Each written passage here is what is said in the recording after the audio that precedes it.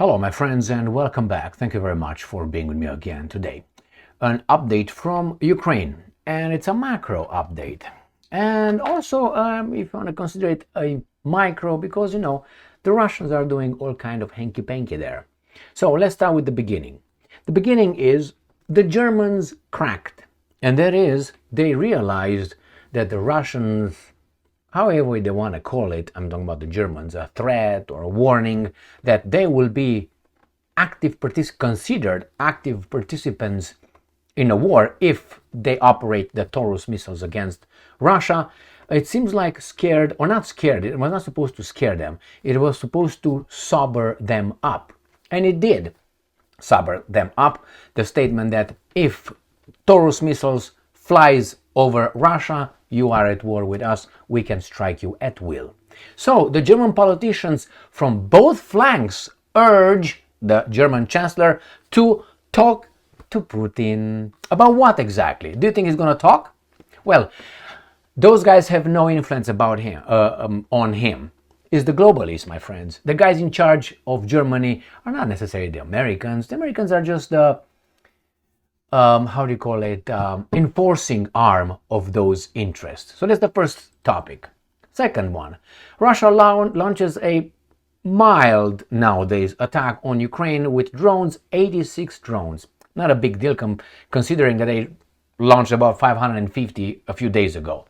And they attack mainly Odesa. I'm going to cover that too. The Ukrainians reportedly strike oil refinery in Voronezh, Russia, again.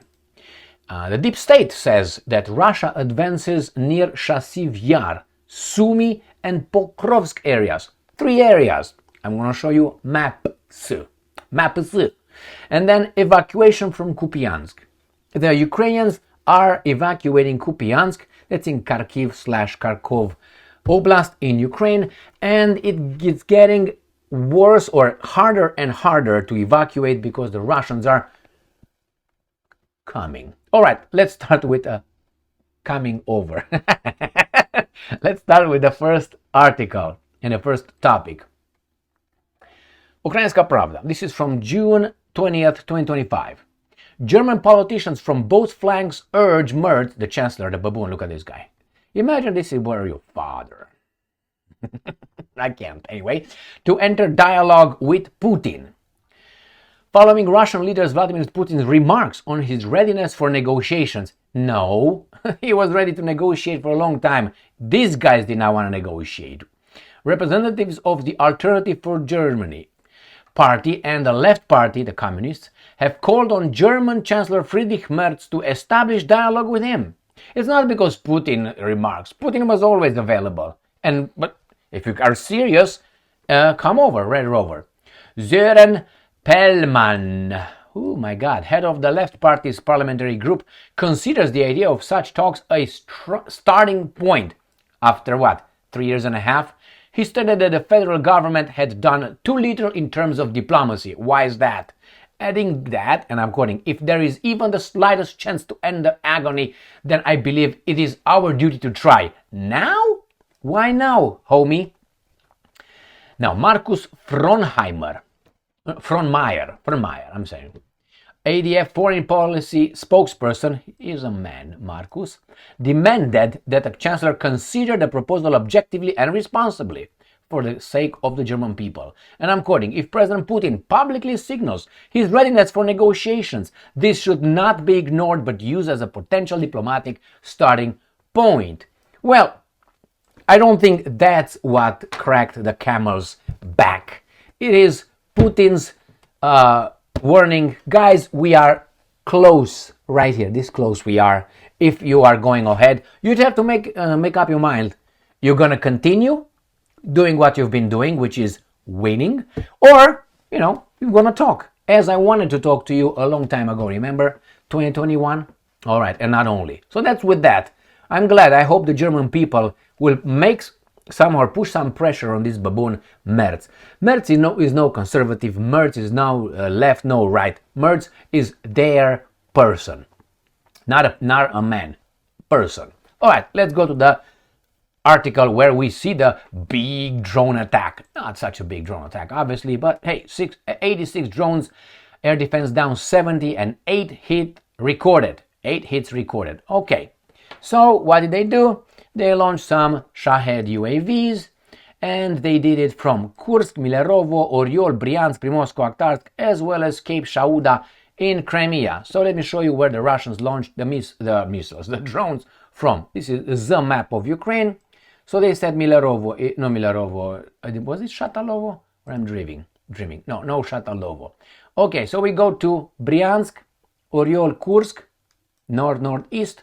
Then you have Milerovo right here. Exactly here, actually. Right there. And then you have Primorsko-Akhtarsk exactly here.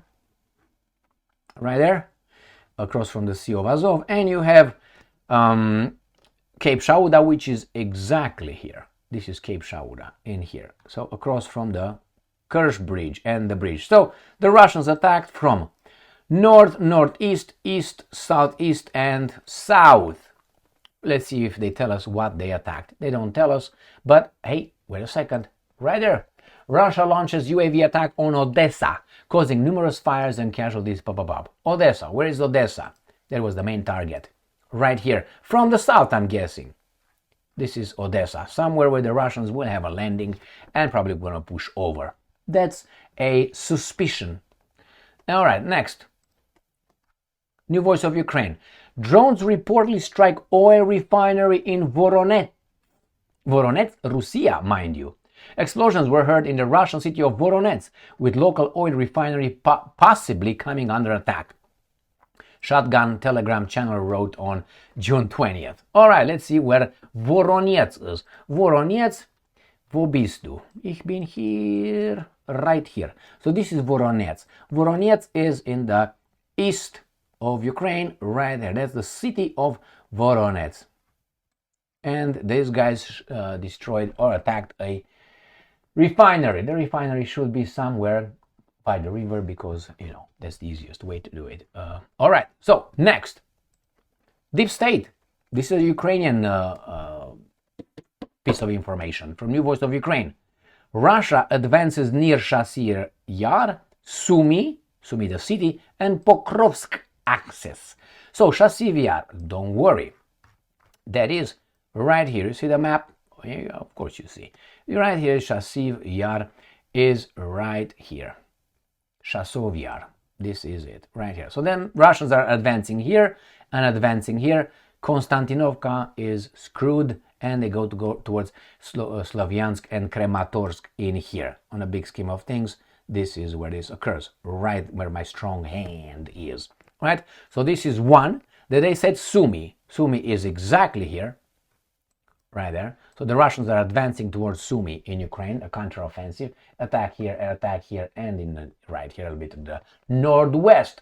So it's Sumy, remember? Then is Chasiv Yar, right here, established 1, we established 2.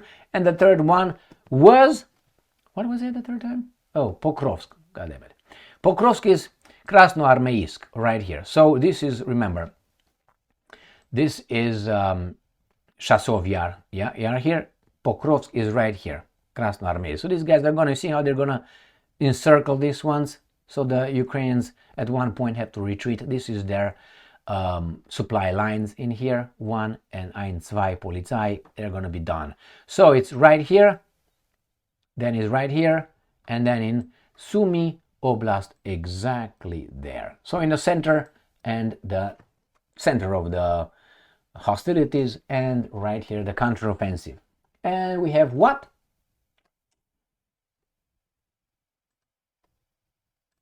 Right here. Why is Russia advances?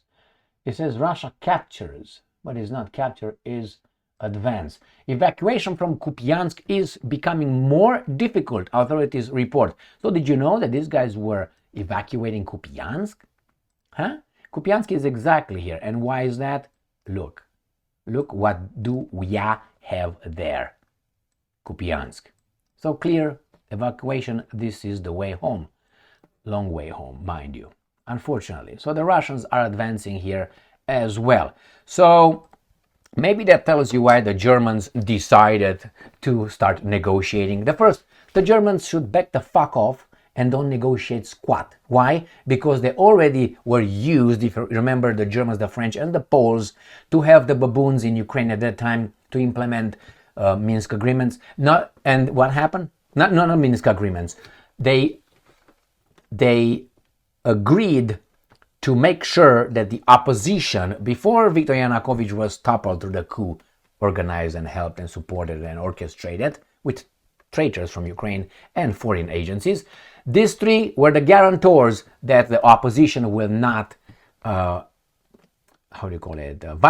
militarily, how do you want to call it, bloodily overthrow the government or try. And they did.